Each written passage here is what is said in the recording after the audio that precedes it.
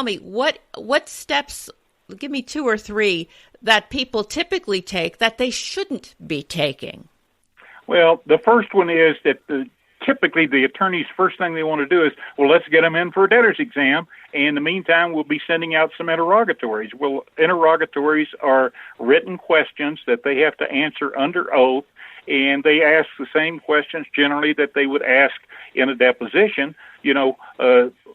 Where do you bank? How much do you have in? Where do you work? Where's your investment accounts? All those kind of common questions.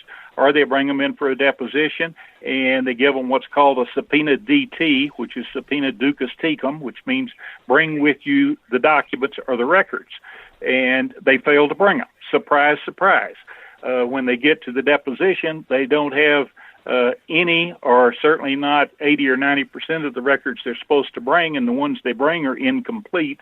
And the questions they answer are all dancing around the truth of the facts. They always say, oh, you meant those bank records. I misunderstood. You wanted all my records. I thought you just wanted my personal checking account. Oh, well, my attorney has those. They're working on our taxes. And, of course, I couldn't bring tax returns because they're not complete yet. But as soon as those are done, I'll really get them to you. And it's just not effective.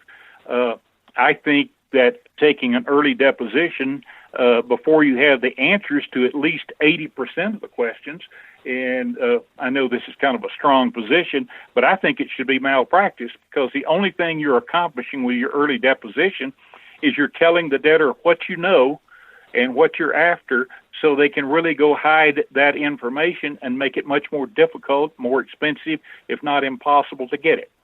So it's better to get the information by the legal process, have it, then ask the questions to the 20% that you don't have the answers to. You're probably not going to get the truth, but at least you can get some perjury on the record.